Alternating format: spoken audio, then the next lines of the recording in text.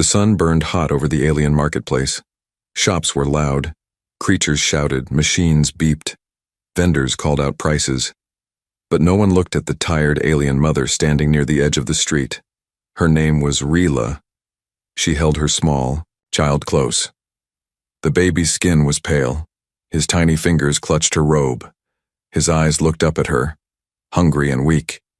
Rila hadn't eaten in 2 days. Her child hadn't eaten in 1. She walked to a food stall. "Please," she said, voice dry and shaking. "I'll work, I'll clean, I'll lift, anything, just a little food." The alien vendor, a thick-horned male, looked at her with disgust. "No jobs for your kind," he said, spitting on the ground. Rila bowed her head. "Please, go," he shouted. People nearby stared. Some laughed. Some turned their heads. Rila stepped back, holding her baby tight. She moved to the next stall. A mechanic's table full of parts. "Please. I know machines. I can fix things." The old alien female behind the table didn't even look up. "I don't hire widows, especially not alien widows." Rila tried again and again. 10 shops, 20. Each one gave the same answer. No. Some were cruel, some were afraid, some just didn't care. Her child whimpered in her arms. Rila's legs felt weak, her vision blurred. She tried to walk, but her feet dragged. Her body swayed. Then, she collapsed. Her knees hit the hot ground. Her baby cried louder now. People passed her by. No one stopped, except one human.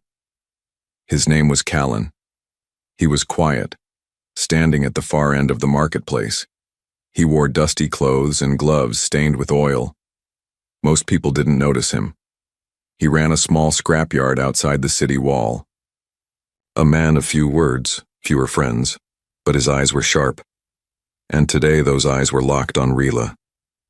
He had watched her try again and again. He had seen her beg. He had seen the baby's face. Too thin, too tired. Now he walked forward, slowly. People stepped back. Some whispered. Callan knelt beside her. "Are you all right?" he asked gently. Rila looked up, confused. No one had spoken kindly to her in weeks. I just need a job," she whispered. "Please. I don't want charity. Just work. Anything." Callan looked at the crying child, then at her trembling hands. He said nothing for a moment. Then he stood. "Come with me." People watched as the human helped the alien widow to her feet. One alien spat. "Traitor!" Another laughed. "Enjoy feeding her. She'll bleed you dry." Callan didn't respond. He just walked, slow and steady, with Rila behind him, barefoot, hungry, but holding her baby close. They reached the edge of the city. A tall fence surrounded a junkyard filled with broken machines, scrap metal, and old starship parts. A big sign hung crooked. "Karen Scrap and Repair." He opened the gate. "This is my place," he said. Rila looked around, unsure. "You can sleep in the tool shed for now," Callan continued. "There's food inside. Eat, rest. If you feel better, tomorrow we'll talk about work." Her lips parted. You mean it?" He nodded. Rila's knees gave again, but this time not from weakness. From shock. "Thank you," she whispered. He didn't say, "You're welcome." He just turned and walked deeper into the scrapyard. That night, Rila sat on a soft mat inside a small metal shed. It wasn't much, but it was dry and safe. Her child slept peacefully in her lap, a full belly for the first time in days. She looked at the warm food dish beside her and touched it like it was treasure. Tears rolled down her cheeks. No one had helped her. No one had believed in her. Until now. Human. A stranger. A man who gave her no promises but gave her something more important. A chance. She looked out the open door of the shed, toward the stars above. She didn't know why he helped her, but deep in her heart something whispered. This was not just luck. This was the beginning. The sun rose slowly over the scrapyard. Soft orange light touched the piles of metal and broken ship parts. Dust hung in the air like a gentle fog. Callan was already awake, welding something by a half-dead engine, sparks flying around him. Inside the small shed, Rila opened her eyes. For a moment she forgot where she was. No shouting, no cold street, no fear. Then she saw her child, still asleep beside her, warm and full. It wasn't a dream. They had survived the night. She sat up slowly and stepped outside. The ground was rough under her bare feet, but the sun felt good. She looked around, unsure if she should speak. Callan didn't look up. "There's bread and water in the blue box," he said, still working. Rila nodded and walked to the box. She ate slowly, carefully saving half the bread for her son. After a while, Callan turned off the torch and finally looked at her. "You still want to work?" he asked. Rila stood tall, eyes firm. "Yes. I don't want to live for free." Callan tossed her a pair of old gloves. "Then start by clearing that corner. Metal goes in the red bin. Wires in the green. Trash in the black." She caught the gloves and looked at the giant pile. It was huge. Her arms ached just looking at it, but she nodded. "I'll do it." And she began. The hours passed. Rila worked without stopping. She bent, lifted, pulled, sorted. Her hands got dirty, her back hurt, but she didn't complain. Callan watched her from time to time. She wasn't strong, but she was focused, careful, smart. She moved like someone who had fixed machines before, someone who remembered how things fit together, even if she hadn't touched tools in years. By sunset, half the corner was clean. Callan gave a small nod. "You can stay," he said simply. Rila turned to him, her face red with dust and sweat. "Thank you." Again, he didn't say "you're welcome," he just walked away. That night, after putting her child to sleep, Rila sat alone near the fire drum Callan lit for heat. She looked out over the scrapyard. The stars above blinked quietly. For the first time in a long time, she felt something warm in her chest, not food, not fire. Hope. But then, she felt something else, eyes, watching. She turned fast. Nothing. Just metal piles and shadows. But she was sure someone had been there. A presence. A shift in the air. A cold feeling in her spine. She stood alert, picked up a metal bar and stepped carefully around the nearest scrap heap. Nothing. Still, her skin itched like danger was near. The next morning, she told Callan, "I think someone was here, watching me." He didn't laugh. He just said, "Describe what you felt." Rila frowned. Heavy. Like the air was colder. Like something dark. Callan went silent for a moment. Then he nodded slowly. "You might have felt the old machine." She looked confused. "What old machine?" He pointed to the back of the yard, under the rust pile. "It's buried. Was dropped off by smugglers years ago. No ID, no power. But sometimes it hums, like it remembers." Rila's eyes narrowed. "Can I see it?" He hesitated, then nodded. They walked to the far end of the scrapyard. Under broken wings and bent beams, Callan pulled back a tarp. And there it was. A strange metal shape, curved like a half moon, with symbols glowing faintly along the sides. It didn't look like human tech, or any tech Rila knew. She stepped closer. Her hand hovered over the surface. It was warm, alive. "I've seen this kind of marking before," she whispered, "back on my homeworld, before the war." Callan looked at her. "You sure?" She nodded. "This isn't a machine. It's a memory keeper, a living one. It records thoughts, emotions, voices." He stared at it, thinking. "So it watched you yesterday?" Rila shivered. "Maybe. Or maybe." It remembered someone like me. As they walked back, Rila felt uneasy. This place was more than it seemed, a scrapyard, a hiding place. And now? Something was awake, something old, something watching, and maybe, just maybe, something waiting. The next few days moved quietly. Rila worked from sunrise to sunset. She cleaned, sorted, fixed old panels, and learned the scrapyard's layout like the back of her hand. Her child played near the tool shed, safe behind fences and junk walls. Callan said little, but each day he brought her small things. A clean blanket, better tools, shoes that almost fit.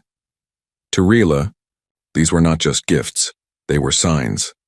Signs that she was earning her place, that her hard work meant something, that this was no longer survival. It was the beginning of a new life.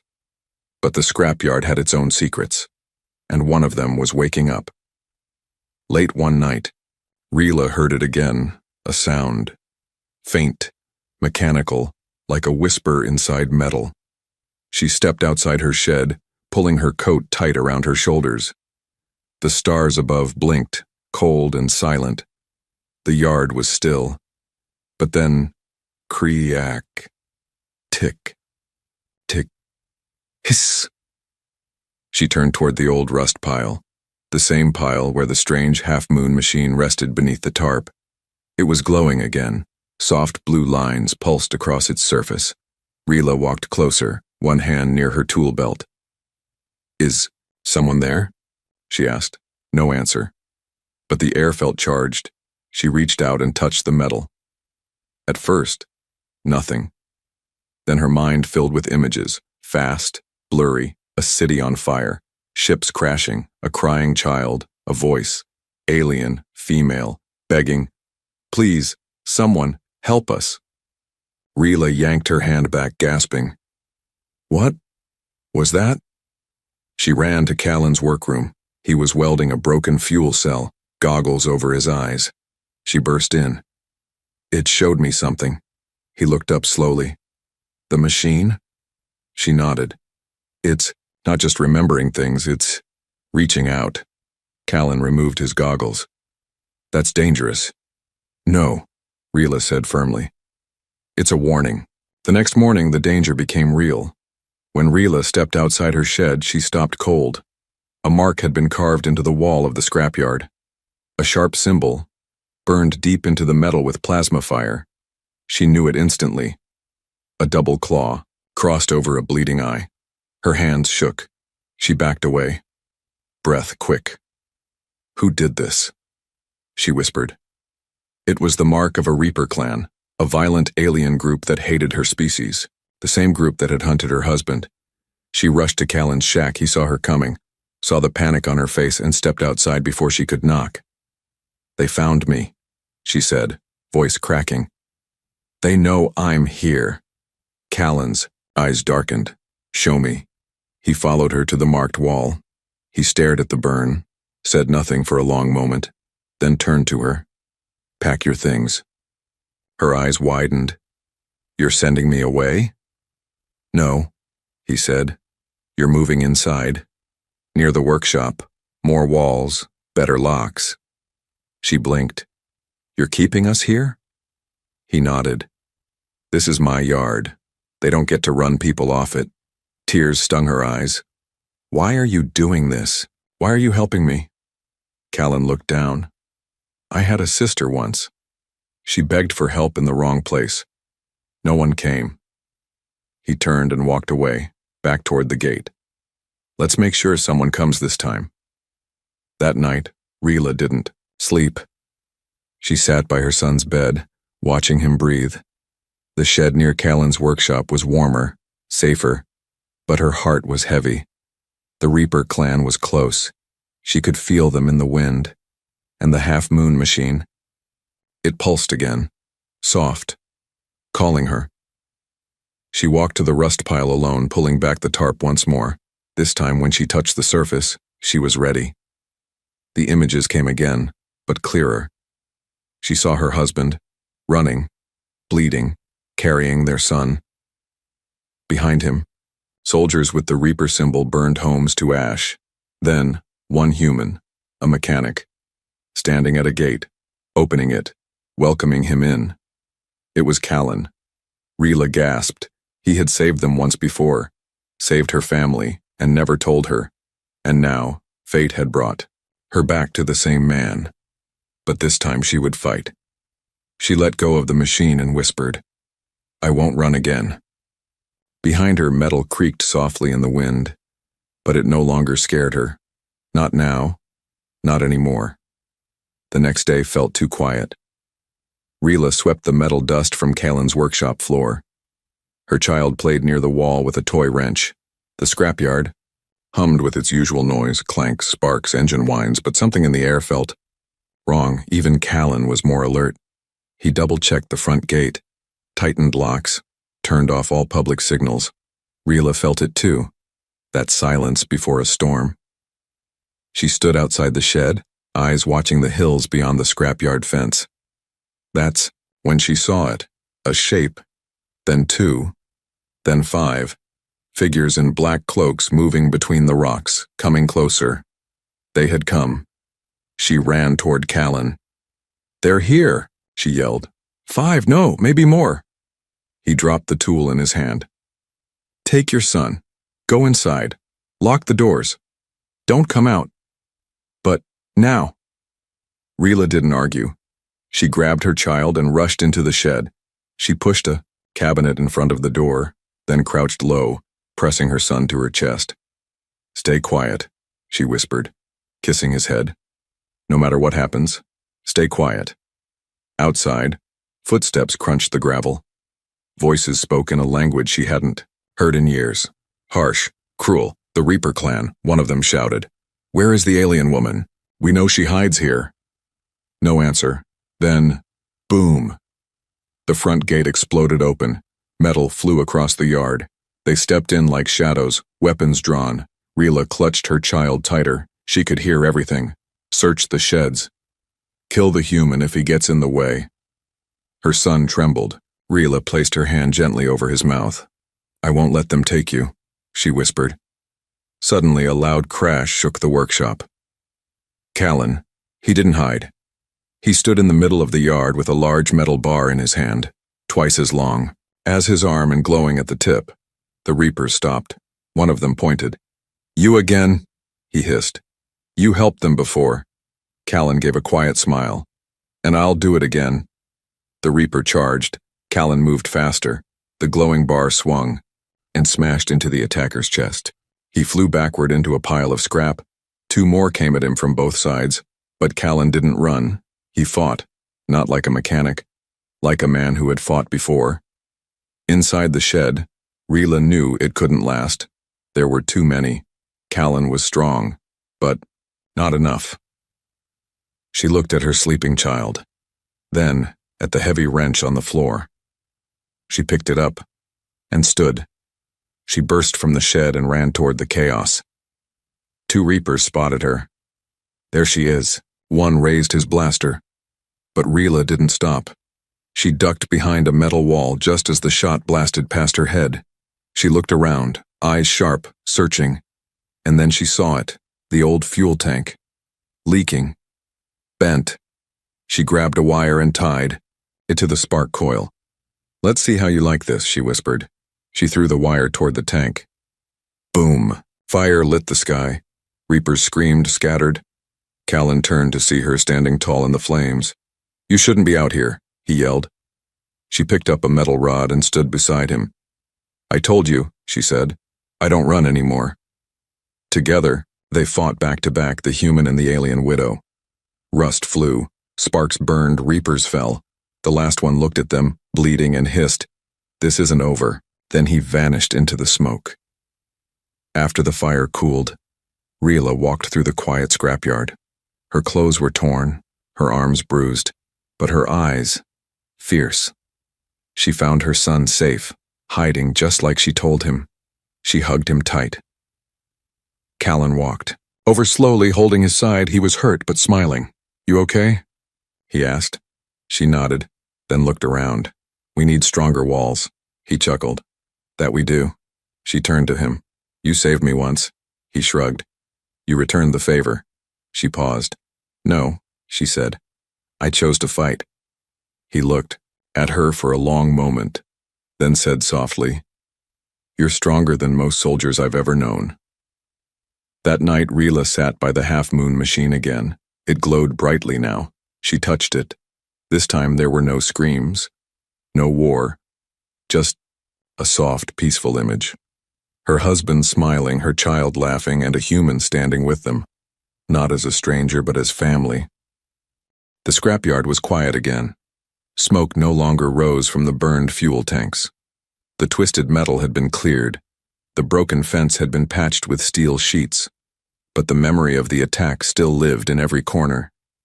Rila walked carefully through the yard, checking on the machines, searching for anything out of place. Her son followed behind, dragging a little metal toy in the dirt. Callan hadn't said much since the fight. He worked all day, repairing the walls, sharpening tools, building motion sensors out of junk. Rila knew something was on his mind, something he wasn't saying, and she was ready to find out what. That evening, she found him in the back room of his workshop, wiping blood off his arm. You fought like a trained warrior, she said softly. Callan didn't look up. I used to be someone else, he replied. Who? He sighed and finally met her eyes. Before this scrapyard, I was a soldier, he said. Galactic Peace Corps, war zones, pirate raids, border patrols. Rila's eyes widened. Then why are you here hiding in rust? He leaned against the wall. I was stationed on a planet called Elmaris 9. There was a rebel village, civilians, children. My commander gave the order to burn it. Rila froze. What did you do? I refused. His voice was flat. Empty. They stripped my rank, marked me a deserter, said I was soft. I ran. I disappeared. He looked out the window. I built this place because I was tired of war. Tired of choosing who gets to live and who doesn't. Rila sat down beside him. You chose to save me. He nodded. And I'd do it again. For a while they sat in silence. Then Rila reached into her pocket. She pulled out a small metal disc with alien script carved on it. The memory core from the half-moon machine. It showed me something, she said. My husband, my home, but also you. Callan looked surprised. It recorded you, she continued. The day you helped him. When he ran through the back gates with our son, bleeding. Callan's breath caught. I remember, he said slowly. He collapsed, right there by the wall. He died that night, Rila whispered. But because of you, my son lived. Callan's jaw tightened. I didn't know he was your mate. You saved him. And now, you saved me. She held the disc in her hand. This memory proves everything. Callan's eyes narrowed. Proves what? That you're not a deserter, Rila said. You're a hero. The next day she went to work cleaning the front of the yard. She didn't expect trouble, but the moment she opened the gate, a small crowd was waiting. Angry eyes, folded arms, cold stares, mostly aliens, few humans. One shouted, You brought the Reapers here. Another growled, Because of you, my shop was attacked. Rila stood firm. My son and I were attacked first. They hunted us. We defended ourselves. You endangered us all, someone shouted. Go back to where you came from. Tutkoi, voices rose like fire. And then, Callan stepped out. Dirty gloves, grease-stained shirt, calm eyes. He didn't raise his voice. But when he spoke, the yard fell silent. She works here, he said. She earns her place, she defends it just like I do. Someone in the back shouted, She's just a refugee. Callan took one step forward. So was I. The crowd paused. I fought for people who looked like you, bled for planets I'll never see again, and when I said no to killing children, I was left to rot. He pointed to Rila. She didn't bring danger here, she stood beside me when it came. He stepped back and opened the gate wider. If that makes her unworthy. then maybe I am too. The crowd didn't answer. One by one, they turned and walked away. Later that night, Rila sat with her son under the stars. Callan joined them, handing her a warm cup of tea. "I've seen soldiers walk away from battle," she said, "but I've never seen one walk toward people who hate him, just to protect a stranger." "You're not a stranger," he said. She looked at him. "No," she replied, smiling. "Not anymore." In the distance, the half-moon machine pulsed. Once, faint and soft. It had seen everything. It had recorded something new now. Not pain, not fear, but courage and unity. The night before the next attack, Rila didn't sleep. She sat on the roof of the tool shed, eyes scanning the dark hills beyond. The scrapyard. She had a wrench in one hand, her child sleeping below and her thoughts sharper than ever. Callan had gone into town for parts. She told him she'd be fine. But something deep inside whispered, "They're coming back." Not just to scare. This time, to end it. And this time, Rila would be ready. At dawn, she woke before the sun. She wrapped her child in a blanket and hid him under the workbench. Gave him water, a snack, and strict orders. "Don't move no matter what you hear." She kissed his forehead. Then she walked out. Not as a beggar. Not as a refugee. But as a mother protecting her home. Rila worked fast. She wired old panels into makeshift shields, stacked scrap metal into barriers, turned fuel tubes into flame traps. She placed one near the front gate, one near the back wall, and one right next to the memory machine. "If they want to erase me," she whispered, "they'll have to walk through fire." And then they came. The sky turned dark with dust. 7 figures in black armor marched through the scrapyard gate, blasters raised. No talking this time. No warnings. One aimed straight at her. Rila didn't flinch. She pressed a button on her belt. Boom! The fuel trap exploded, sending smoke and heat flying. 2 Reapers were blown back into a pile of rust. She grabbed the metal pipe near her feet and ran behind the shield wall. Shots rained down, scrap cracked and sizzled, but she didn't run. She struck. One tried to climb the left side. She bashed his knee and sent him falling. Another leapt the barrier. She ducked and slammed the pipe into his side. She was smaller, weaker, but her rage was ancient, her love unbreakable. And then they found her child. One Reaper kicked the door to the workshop. The boy screamed. Rila's heart stopped. She turned and sprinted. But she wasn't fast enough. The shot fired, and something, or someone, jumped between the blast and the boy. Callan. He'd returned. Just in time. The shot burned into his shoulder, but he didn't fall. He picked up the attacker and slammed him against the wall. "Touch her child again," Callan growled, "and I'll melt your bones." Rila ran in, grabbed her child and pulled him to safety. But now the last 2 Reapers had her cornered. Their weapons buzzed. She had no shield. No fire, just a broken pipe and a bleeding friend. The Reapers laughed. "You were always weak," one spat. Rila looked at her son, then back at them, and stood tall. "No," she said. "I was only waiting to remember who I am." She stepped forward, eyes blazing. Voice firm. "You want to kill a widow? Do it. You want to erase a child? Try. But you'll never break us." She pressed her last trap button. Boom! The entire sidewall collapsed in flames, trapping the attackers inside a circle of heat. They screamed and ran. Cowards, finally tasting fear. Rila dropped the pipe and fell to her knees, gasping. Her child ran into her arms. Callan limped over, one hand holding his burned shoulder. They didn't speak. They didn't need to. The yard stood quiet once more. Later, the town council arrived. Guards, doctors, reporters. Everyone wanted to know what happened, who had attacked, who had fought back, and who had stood when no one else would. Rila stood tall in front of them all, her arms bruised, her voice steady. She didn't ask for pity. She told the truth, everything from the day she begged in the market to the moment she chose to fight. The memory machine beside her recorded every word, and when she finished, someone in the crowd clapped, then another, then everyone. That night, Callan sat beside her in the workshop. "I always thought this place was just scrap and rust," he said.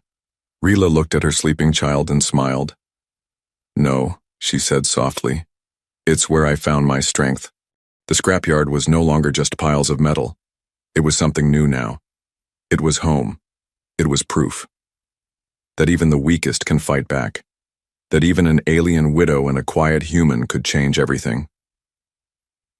Weeks passed since the Reaper clan's last attack. They didn't return, not after Rila's stand, not after the town council declared the yard a protected site and gave Callan and Rila full rights to defend it.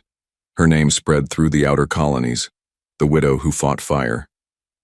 With scrap, people began coming not to attack but to ask for repairs, tools, and advice. Some brought broken machines, some brought broken hearts, all left with hope. Rila no longer cleaned floors. She ran the front gate. She greeted visitors. She organized parts, taught others how to build, and trained young aliens, especially mothers who had nothing. She gave them what she once begged for, a chance. Her son laughed again. He played in the dirt with children from 3 different species. He wasn't the widow's boy anymore. He was just a boy, safe, happy, free. And Callan? He had changed too. He still wore oil-stained shirts and old gloves, but something in his eyes had softened. He smiled more, talked more, listened more, and always watched Rila with quiet pride. One evening, after the yard closed and the last fire drum was lit, Callan sat across from Rila. Stars blinked above. Her son slept in her lap. "You could leave now," Callan said gently. "You don't owe me anything." Rila looked down at her child, then back at Callan. "I'm not staying because I owe you," she said. "I'm staying because I've never belonged anywhere like I belong here." He nodded slowly. After a pause, he said, "The council offered to expand the scrapyard, add real walls, solar roofs, living quarters." She smiled. "Fancy." "They asked who should lead it." Callan looked at her directly. "I gave them your name." Rila froze. "Me?" "You've earned it," he said. "This place runs because of you." She was quiet for a moment, then said softly, "I started here as a worker. I thought I was a burden, just another mouth to feed. And now," she added, "I've found something more." A soft wind blew. She looked into his eyes. "Family." He reached forward and gently took her hand. "You've always been that." Later that night, Rila stood before the memory machine. One last time. She placed her palm on its smooth surface. It glowed, warm and golden. Not blue, not broken. Alive. It didn't show war this time, or pain. It showed her, holding her child, smiling, standing beside Callan and people, many kinds, walking into the scrapyard together, helping, healing, building. The machine recorded everything, the fall, the rise, the love. In the days that followed, a new sign was placed at the scrapyard's entrance.